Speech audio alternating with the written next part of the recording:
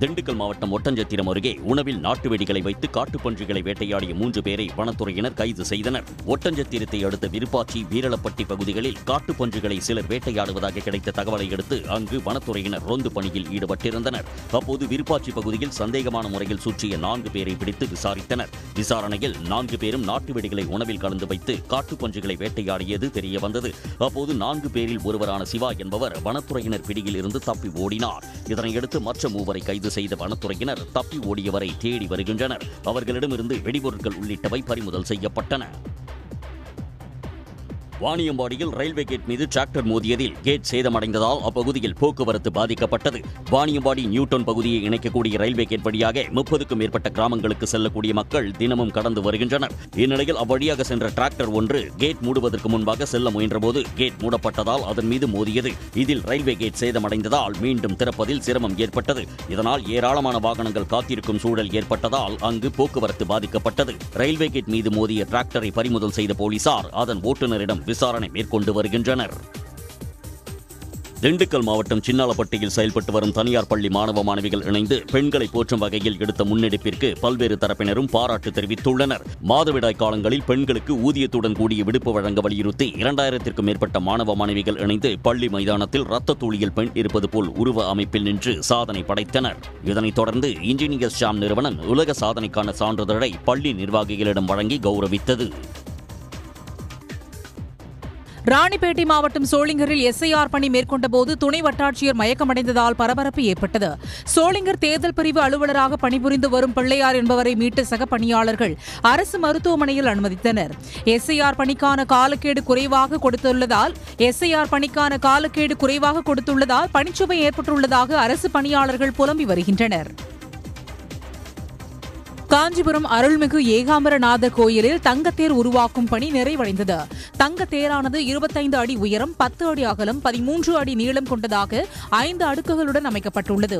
ஏகாம்பரநாதர் இறைப்பணி அறக்கட்டளை மூலமாக இந்த திருப்பணிகள் நடைபெற்றது.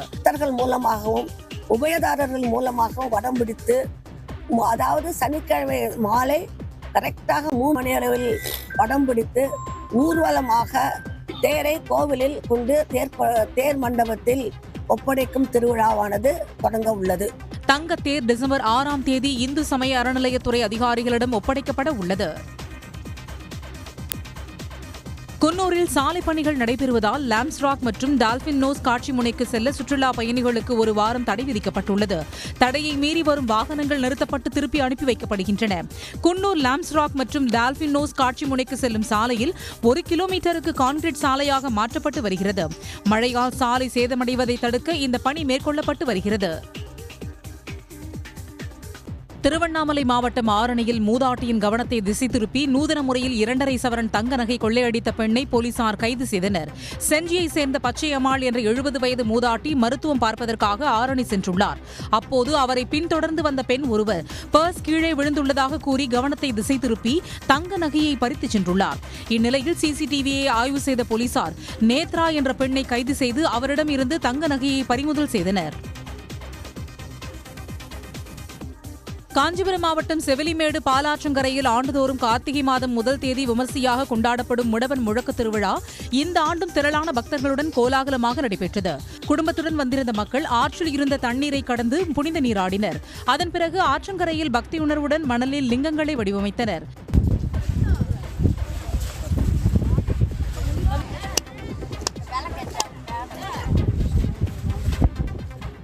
லிங்கங்களுக்கு அருகில் பூஜை பொருட்களை வைத்து மலர்கள் சூட்டி சிறப்பு பூஜைகள் செய்து வழிபட்டனர். உதகை அருகே யானை வழித்தடத்தில் விதிகளை மீறி கட்டப்பட்டதாக கூறி குடியிருப்பை மாவட்ட நிர்வாகம் இடித்து தள்ளியது. வாழைத்தோட்டம் கிராமத்தைச் சேர்ந்த காளன் மற்றும் வீராசாமி ஆகியோர் அந்த கிராமத்தில் திவாகர் ரத்தினம் என்பவரின் பட்டா நிலத்தில் அனுமதியின்றி குடியிருப்பு ஒன்று கட்டியிருப்பதாகவும் அதனை இடித்து அகற்ற உத்தரவிடக் கோரி சென்னை உயர்நீதிமன்றத்தில் 2018ஆம் ஆண்டு வழக்கு தொடர்ந்தனர்.